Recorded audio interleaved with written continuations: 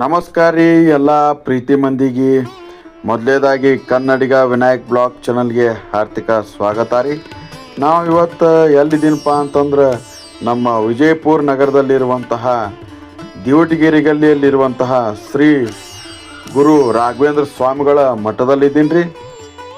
ನಮ್ಮ ವಿಜಯಪುರ ನಗರದಲ್ಲಿರುವಂತಹ ದಿವಟಗಿರಿ ಗಲ್ಲಿಯಲ್ಲಿರುವಂತಹ ಶ್ರೀ ಗುರು ರಾಘವೇಂದ್ರ ಸ್ವಾಮಿಗಳ ಮಠದ ಅಧ್ಯಕ್ಷರಾದಂತಹ ಪ್ರಕಾಶ್ ಅಣ್ಣ ಅಕ್ಕಲ್ಕೋಟ್ ಅವರ ನೇತೃತ್ವದಲ್ಲಿ ಏನದಲ್ರಿ ಕನಿಷ್ಠ ಒಂದು 600ರಿಂದ 700ವರೆಗೆ ಎಲ್ಲ ಬಡಾವಣೆಗಳ ಮೂಲಕ ಮನೆ ಮನೆಗೆ ತಲುಪಿ ಅವರಿಗೆ ಪುಸ್ತಕಗಳನ್ನು ಕೊಡಲಾಯ್ತು ರೀ.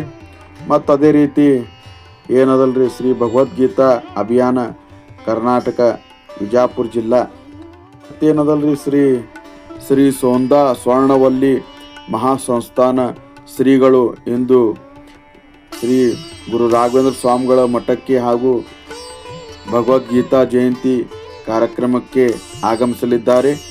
ಅದೇ ರೀತಿ ನಾ ಕನ್ನಡಿಗ ವಿನಾಯಕ್ ಬ್ಲಾಗ್ ಚಾನಲ್ಗೆ ಯಾರ್ಯಾರು ಸಬ್ಸ್ಕ್ರೈಬ್ ಮಾಡಿಲ್ಲ ದಯವಿಟ್ಟು ಸಬ್ಸ್ಕ್ರೈಬ್ ಮಾಡಿರಿ, ಲೈಕ್ ಮಾಡಿರಿ, ಶೇರ್ ಮಾಡಿರಿ, ಕಮೆಂಟ್ ಮಾಡಿರಿ. ನಿಮ್ಮ ಆಶೀರ್ವಾದ ಭಾಳ ಮುಖ್ಯ ಅದ ನನಗೆ.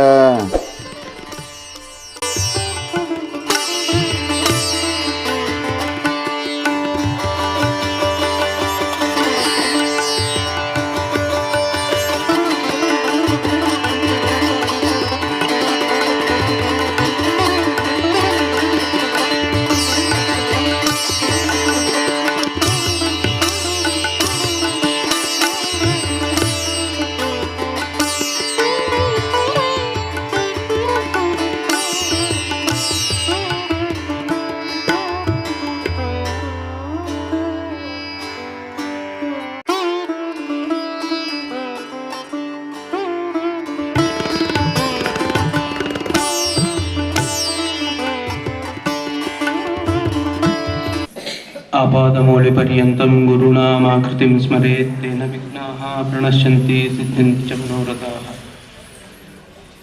वसुदेवसुतं देवं कंसचारूरमर्दनं देवकी परमानन्दं कृष्णं वन्दे जगद्गुरुं.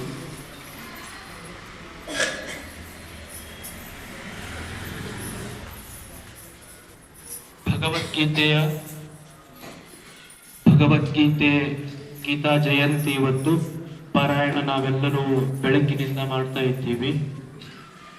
ಅದರ ನಡುವೆ ಒಂದು 5 ನಿಮಿಷ ನಿಮಗೆ ಬ್ರೇಕ್ ಆದಂಗಾಯ್ತು, ನನಗ ಕೆಲಸ ಸಿಕ್ಕಂಗಾಯ್ತು.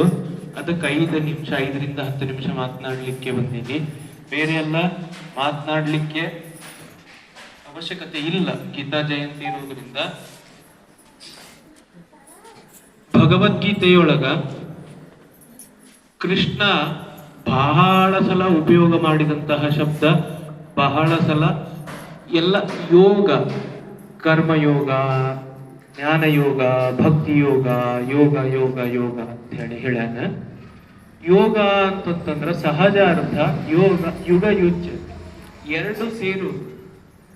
ಅದನ್ನ ಕೃಷ್ಣ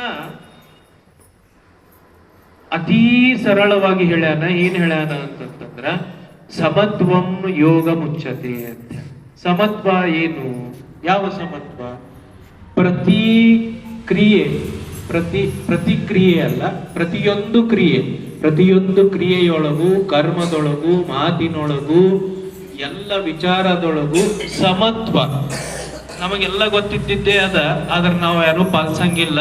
ಅತಿ ಸರ್ವತ್ರ ವರ್ಜಯೇತ್ ಅಂತ ಹೇಳಿ, ಅತಿ ಯಾವುದು ಮಾಡಬಾರ್ದು ಅಂತ ಹೇಳಿ ಸಮತ್ವವನ್ನ ಹೊಂದಬೇಕು. ಕೃಷ್ಣ ಎಲ್ಲಿವರೆಗೆ ಹೇಳ್ತಾನ ಅಂತಂದ್ರ ಆಹಾರ ವಿಹಾರಾದಿಗಳಲ್ಲಿಯೂ ಹೆಚ್ಚಿಗೆ ಹೇಳಂಗಿಲ್ಲ. ಇವತ್ತಂತೂ ಏಕಾದಶಿ, ಆಹಾರದ ಬಗ್ಗೆ ಮಾತನಾಡಬಾರ್ದು. ಆದ್ರ ಕೆಲವೊಂದ್ ಕಡೆ ಹೇಳ್ತಾನೆ ಬಿಸಿ ಆದದ್ದನ್ನ ತಿನ್ಬಾರ್ದು, ಅತಿ ಬಿಸಿ ಆದದ್ದನ್ನ ತಿನ್ಬಾರ್ದು, ಅತಿ ತಂಪಿದ್ದನ್ನ ತಿನ್ಬಾರ್ದು, ಅತಿ ಹೊತ್ತಾಗಿ ತಿನ್ಬಾರ್ದು. ಆಹಾರದ ಬಗ್ಗೆ ಹೇಳುದು ಹಂಗ. ಅಂದ್ರೆ ಏನ್ ಹೇಳಲಿಕ್ಕೆ ಹೊರಟಾನ ಕೃಷ್ಣ ಅಂತಂತಂದ್ರ ಸಮಷ್ಟಿಯೊಳಗ ಯೋಗ ಅಂತಂತಂದ್ರ ಸಮತ್ವಂ ಯೋಗ ಮುಚ್ಚತೆ. ಎಲ್ಲ ಕ್ರಿಯೆಗಳೊಳಗ, ಕರ್ಮದೊಳಗ ಯೋಗವನ್ನ, ಯೋಗ ಅಂತಂತಂದ್ರ ಆಸನ, ಜೂನ್ 21ಕ್ಕೆ ಆಸನ ಮಾಡಿ ಯೋಗ ದಿನಾಚರಣೆ ಆಸನ ಮಾಡೋದು, ಅದನ್ನ ಯೋಗ ಅಂತಂತಂದ್ರ ನಮ್ಮ ಮಾತಿನೊಳಗೂ ಯೋಗ, ಸಮತ್ವ.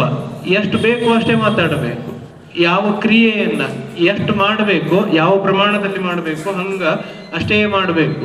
ಹಿಂಗ ಯೋಗವನ್ನ ಹೇಳ್ತಾ ಹೇಳ್ತಾ ಏನ್ ಮಾಡ್ತಾನ ಅಂತ ಕೃಷ್ಣ ಕೆಲವೊಂದು ವಿಚಾರಗಳ ಬಗ್ಗೆ ಮಾತಾಡ್ತಾನೆ. ಏನ್ ಹೇಳ್ತಾನ ಅಂತಂದ್ರ ಯಜ್ಞ, ತ್ಯಾಗ ಅಂದ್ರ ಸನ್ಯಾಸ, ಯಜ್ಞ, ಸನ್ಯಾಸ, ಯೋಗ, ತಪಸ್ಸು ಮತ್ತು ಅಭ್ಯಾಸ, ಇವುಗಳ ಬಗ್ಗೆ ಹೇಳ್ತಾನ. ಅಭ್ಯಾಸ, ವೈರಾಗ್ಯ, ಶ್ರದ್ಧೆ, ಇವೆಲ್ಲವುಗಳ ಬಗ್ಗೆ ಹೇಳ್ತಾನ. ನಾವು ಅಧ್ಯಾತ್ಮ ಸಾಧಕರಿಗೆ ಮಾತ್ರ ಹೇಳೋದಿಲ್ಲ ಕೃಷ್ಣ. ಭಗವದ್ಗೀತೆ ಯಾಕ ಅನಾದಿ ಕಾಲದಿಂದಲೂ ಅನಂತ ಕಾಲದವರೆಗೂ ಯಾಕ ಓಮ್ನಿ ಪ್ರೆಸೆಂಟ್, ಯಾವಾಗ್ಲೂ ಅದರ ಮಹತ್ವ ಇರ್ತದ ಅಂತಂದ್ರ ಕೃಷ್ಣ ಭಗವದ್ಗೀತೆಯನ್ನ ಎಷ್ಟು ಓದಿದರೂ ಪ್ರತಿ ಸಲವೂ ಹೊಸ ಅರ್ಥ ಹುಟ್ಟುಕೊಳ್ತದ. ಭಗವದ್ಗೀತೆಗೆ ಹೊಸ ಅರ್ಥ ಹುಟ್ಟುಕೊಳ್ತದ. ಪ್ರತಿಯೊಂದು ಸಲ ಓದಿದ್ರು ಹೊಸ ಅರ್ಥ ಸಿಗ್ತದ. ಅಂದ್ರ ಅದು ಒಂದು. ಆಮೇಲೆ ಭಗವದ್ಗೀತೆ ಸಂದೇಶ ಬರೀ ಆಬಾಲ ವೃದ್ಧರಿಗೆ ಸಂದೇಶ ಕೊಡ್ತದ. ಆಬಾಲ ವೃದ್ಧರಿಗೆ ಅಂತಂತಂದ್ರ ಸಣ್ಣ ಕೂಸುಗಳು ಹಿಡ್ಕೊಂಡು, ಸಣ್ಣ ಹುಡುಗರಿಂದ ಹಿಡ್ಕೊಂಡು 80, 90, 100 ವರ್ಷಗಳ ಇರೋರಿಗೂ ಎಲ್ಲರಿಗೂ ಕೂಡ ಸಂದೇಶವನ್ನ ಕೊಡ್ತದ. ಅದ್ರೊಳಗೆ ಕೃಷ್ಣ ಹೇಳ್ತಾನ ಅಂತ ಹೇಳಿದೆ. ಯಜ್ಞದ ಬಗ್ಗೆ ಹೇಳ್ತಾನ, ತ್ಯಾಗದ ಬಗ್ಗೆ ಹೇಳ್ತಾನ. ಭಾರಿ ಸಹಜ ಅರ್ಥದೊಳಗೆ ಹೇಳ್ತಾನ ಕೃಷ್ಣ. ಯಜ್ಞ ಅಂತಂತಂದ್ರೆ ಏನು ಅಂತಂದ್ರೆ, ಯಜ್ಞ ಅಂತಂದ್ರ ಹೋಮಕುಂಡ ಹಾಕಿ ಅಗ್ನಿ ಸ್ಥಾಪನೆ ಮಾಡಿ ಅದು ಯಜ್ಞನೇ. ಆದ್ರ ಯಜ್ಞ ಅಂತಂತಂದ್ರೆ ಯಜ ಜ್ಞಾನೇ ಅಂತ ಹೇಳಿ ಧಾತು ಸಂಸ್ಕೃತದೊಳಗೆ. ಜ್ಞಾನದಿಂದ ಉಪನಿಷತ್ ಹೇಳ್ತದಲ್ಲ, ಯದೇವ ವಿದ್ಯೆಯಾ ಕರೋತಿ ಶ್ರದ್ಧೆಯ ಉಪನಿಷದ ತದೇವ ವೀರ್ಯವಂತರಂ ಭವತಿ. ಹಾಗೆ ಉಪನಿಷತ್ ಯಾಕೆ ನಡು ಬಂತು ಅಂತಂದ್ರ ಭಗವದ್ಗೀತಾನು ಕೂಡ ಎಲ್ಲರಿಗೂ ತಿಳಿಯುವಂತಹ ಉಪನಿಷತ್ತು. 10 ಉಪನಿಷತ್ತುಗಳನ್ನು ಓದ್ಲಿಕ್ಕೆ ಆಗದೆ ಇರೋರು ನಾವೆಲ್ಲರೂ ಭಗವದ್ಗೀತೆಯನ್ನು ಓದಿ ಪಾರಾಯಣ ಮಾಡಿದ್ರೆ ಉಪನಿಷತ್ ಎಲ್ಲ ತಿಳಿದು ಬಿಡ್ತಾವ. ಅದಕ್ಕೆ ನಾವು ಪ್ರತಿ ಅಧ್ಯಾಯ ಆದ್ಮೇಲೆ ಅಂತೀವಿ ಭಗವದ್ಗೀತಾಸು ಉಪನಿಷತ್ಸು ಬ್ರಹ್ಮ ವಿದ್ಯಾಯಾಮ್ ಯೋಗಶಾಸ್ತ್ರೇ ಅಂತ ಹೇಳಿ ಹೇಳ್ತೀವಿ. ಹೌದಾ? ಯಜ್ಞ ಅಂತಂತಂದ್ರ ಯಜ್ಞಾರ್ಥಾತ್ ಕರ್ಮಣೋ ಅನ್ಯತ್ರ ಲೋಕೋಯಂ ಕರ್ಮ ಬಂಧನ. ಯಜ್ಞ ಏನು ಅಂತಂದ್ರೆ ನಾವು ಯಜ್ಞಾರ್ಥವಾಗಿ ಯಾವುದೇ ಕರ್ಮವನ್ನ ಮಾಡದೇ ಇದ್ರೆ, ಯಜ್ಞಾರ್ಥವಾಗಿ ಕರ್ಮ ಮಾಡುವುದು ಅಂತಂತಂದ್ರ ನಮ್ಮ ಅಹಂಕಾರವನ್ನ ಸೇರಿಸದೆ ಪರಮಾತ್ಮನ ಪ್ರೀತಿಗೋಸ್ಕರ, ಪರಮಾತ್ಮನ ಸಮರ್ಪಣೆ ಮಾಡ್ಲಿಕ್ಕೋಸ್ಕರ ಯಾವುದೇ ಕ್ರಿಯೆಯನ್ನ ಕೆಲಸವನ್ನ ಮಾಡಿದರೂ ಕೂಡ ಏನಾಗ್ತದ, ಅದು ಯಜ್ಞ ಆಗ್ತದ ಅಂತ ಹೇಳಿ. ಅದಕ್ಕೆ ಯಾವುದು ಕರ್ಮಣ್ಯೇವಾಧಿಕಾರಸ್ತೆ ಮಾ ಫಲೇಶು ಕದಾಚನ ಅಂತ ಹೇಳಿ ಎಲ್ಲರೂ ಶ್ಲೋಕ ಕೇಳಿವಿ. ಕರ್ಮ ಮಾಡುವುದು ಎದಕ್ಕ ಅಂತಂತಂದ್ರ ಈಶ್ವರ ಪ್ರಣಿಧಾನಕ್ಕಾಗಿ. ಪತಂಜಲಿ ಹೇಳ್ತಾನೆ ಈಶ್ವರ ಪ್ರಣಿಧಾನ ದ್ವಾ ಅಂತ ಹೇಳಿ ಹೇಳ್ತಾನ. ಆದ್ರೆ ಕೃಷ್ಣ ಈಶ್ವರ ಪ್ರಣಿಧಾನ ದೇವ, ಈಶ್ವರನಿಗೆ ಸಮರ್ಪಣೆ ಮಾಡಿದ್ರ ಯಾಕೆ ಸಮರ್ಪಣೆ ಮಾಡುವುದು, ಏನರ್ಥ, ಸಹಜ ಅರ್ಥ ಗೊತ್ತಾಗಲ್ಲ. ಎಲ್ಲ ನಾವು ಮಾಡಬೇಕು, ದೇವರಿಗೆ ಸಮರ್ಪಣೆ ಯಾಕೆ ಮಾಡ್ಬೇಕು, ನಾವು ಮಾಡಿರ್ತೀವಲ್ಲ ಅಂತಂತಂದ್ರ, ನಾವು ಕರ್ಮಗಳನ್ನ ಮಾಡಿದ್ವಿ ಅಂತಂತಂದ್ರ ನಾನು ಅಂತ ಬಂತು ಅಂತಂತಂದ್ರ ಕರ್ಮದ ಫಲ ನಮಗ ಅಂಟ್ಕೋತದ. ಪ್ರತಿಫಲ, ಕರ್ಮದ ಪ್ರತಿಫಲ ಅದು ಒಳ್ಳೇದು ಆಗಿರ್ಬೋದು ಕೆಟ್ಟದ್ದು ಆಗಿರ್ಬೋದು, ಎರಡೂ ನಮಗೆ ಬಂದು ಸೇರ್ತಾವ. ನಾನು ಮಾಡಿಲ್ಲ, ಅವನು ಮಾಡಿದ, ಅವನು ಮಾಡಿಸಿದ, ಕೃಷ್ಣ ಮಾಡಿದ, ಕೃಷ್ಣ ಮಾಡಿಸಿದ ಅಂತ ಹೇಳಿ ಪರಮಾತ್ಮನಿಗೆ ಸಮರ್ಪಣೆ ಮಾಡಿದ್ರ ಕರ್ಮದ ಫಲ ನಮಗ ಬಂದು ಅಂಟಂಗಿಲ್ಲ. ಕರ್ಮದ ಫಲ ಅಂಟ್ಲಿಲ್ಲ ಅಂತಂತಂದ್ರ ಅದೇ ಮೋಕ್ಷ ಅಂತ ಹೇಳಿ. ಅದೇ ಏನಾಗ್ತದ, ಬಂಧನಗಳಿಂದ, ಕರ್ಮದ ಫಲಗಳಿಗೆ ಬಂಧನ. ಕರ್ಮದ ಫಲವೇ ಹೋಯ್ತು ಅಂತಂತಂದ್ರ ಬಂಧನ ಇಲ್ಲ. ಬಂಧನ ಇಲ್ಲ ಅಂತಂತಂದ್ರ ಅದೇನದು ಅಂತಂತಂದ್ರ ಮೋಕ್ಷ ಅಂತ ಹೇಳಿ. ಅದಕ್ಕೆ ಕರ್ಮ ಯಜ್ಞದ ಅರ್ಥಕ್ಕಾಗಿ ಕರ್ಮ ಮಾಡು ಅಂತ ಹೇಳಿ ಹೇಳ್ತಾನ. ಸ್ವಾಮಿಗಳು ಇಲ್ಲೇ ಇದ್ದಾರೆ, ಅದು ಅವ್ರದ್ದು ಜೀವಮಾನ, ಅದು ಅವ್ರದೊಂದು ಸನ್ಯಾಸ. ನಮಗ್ ನಾವೆಲ್ಲ ಹೆಂಗ್ ಸನ್ಯಾಸಿ ಆಗ್ಬೇಕು ಅಂತಂತಂದ್ರ, ಸನ್ಯಾಸ ಅಂತಂದ್ರ ತ್ಯಾಗ. ಸನ್ಯಾಸ ಏನ್ ತ್ಯಾಗ ಮಾಡಬೇಕು ಅಂತಂತಂದ್ರ ಆ ಕರ್ಮದ ಫಲವನ್ನ ತ್ಯಾಗ ಮಾಡ್ಬೇಕು. ಸನ್ಯಾಸ ಅಂತಂದ್ರ ಕರ್ಮದ ಫಲವನ್ನ ತ್ಯಾಗ ಮಾಡ್ಬೇಕು, ಕರ್ಮದ ಕರ್ತೃತ್ವವನ್ನು ತ್ಯಾಗ ಮಾಡ್ಬೇಕು. ನಾನೇ ಮಾಡ್ತೀನಿ, ನಾನೇ ಉಪನ್ಯಾಸ ಹೇಳವ, ನೀವೆಲ್ಲರೂ ಕೇಳಬೇಕು, ನಾನೇ ಪಾರಾಯಣ ಮಾಡ್ತೀನಿ ಅಲ್ಲ, ನಾನು ಮಾಡ್ತೀನಿ. ಮಾಡಿಸ್ಲಿಕ್ಕೆ ಅವ ಕೃಷ್ಣ ಮಾಡಿಸ್ತಾನ, ನಾನು ಮಾಡ್ತೀನಿ. ಎಲ್ಲ ಕೆಲ್ಸನು ಬರೀ ಉಪನ್ಯಾಸ ಪಾರಾಯಣ ಅಷ್ಟೇ ಅಲ್ಲ, ದಿನನಿತ್ಯದ ಎಲ್ಲ ಮುಂಜಾನೆ ಎದ್ದು ರಾತ್ರಿ ಮಲಗುವವರೆಗೂ, ರಾತ್ರಿ ಮಲ್ಕೊಂಡು ಮುಂಜಾನೆ ಏಳುವವರೆಗೂ ಎಲ್ಲ ಕ್ರಿಯೆಗಳನ್ನು ಅವನೇ ಮಾಡಿಸ್ಬೇಕು. ಅವನೇ ಇದ್ದು ಮಾಡ್ತಾನ.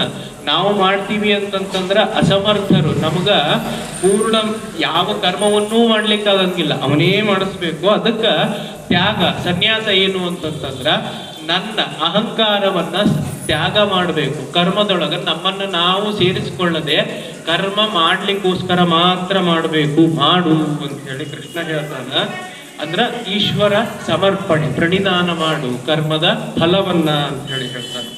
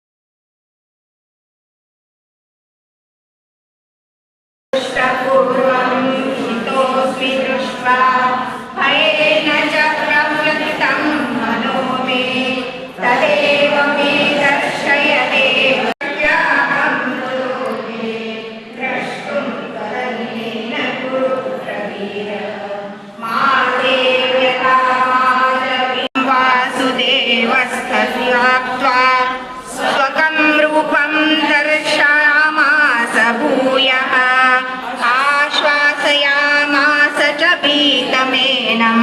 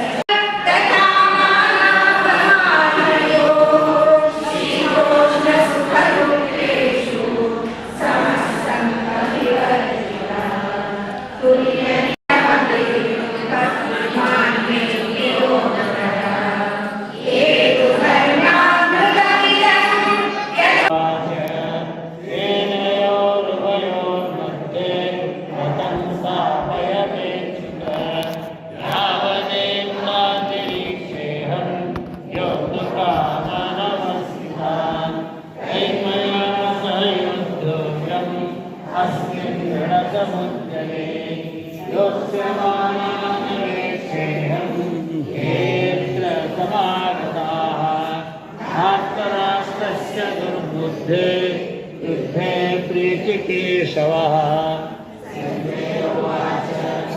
एवमुक्तो ऋषिकेशो गुणाकेशेन भारत सेनयोरुभयोर्मध्ये स्थापयित्वा रथोत्तमम् भीष्मद्रोणप्रमुखतः सर्वेषां च निरीक्षितान् उवाच पार्थपश्येतान् समवेतान् तरुणि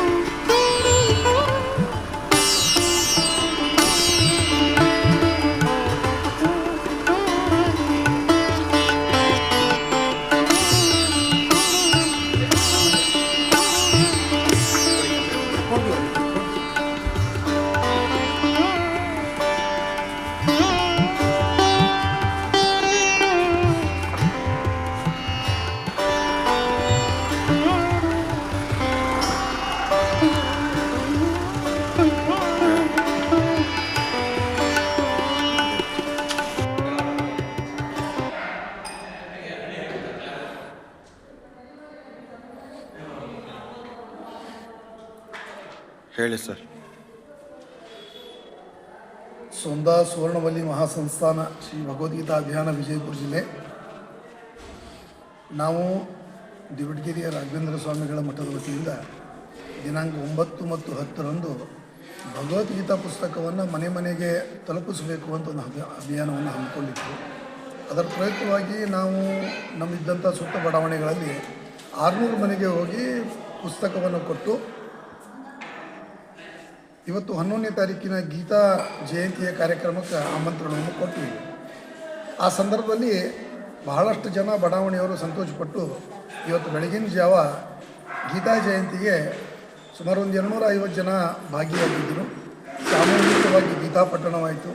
ನಮ್ಮ ಸುದೈವ, ನಮ್ಮ ಪುಣ್ಯ ಮತ್ತು ನಮ್ಮ ಮಠದ ವಿಶೇಷತೆ, ನಮ್ಮ ಮಠಕ್ಕೆ ಇವತ್ತು ಸೊಂದಾ ಸುವರ್ಣವಲ್ಲಿ ಮಠದ ಶ್ರೀಗಳು ಆಗಮಿಸಿದರು. ಗೀತಾ ಜಯಂತಿ ಕಾರ್ಯಕ್ರಮವನ್ನು ಅವರ ಸಮ್ಮುಖದಲ್ಲೇ ನಡೆಯಿತು.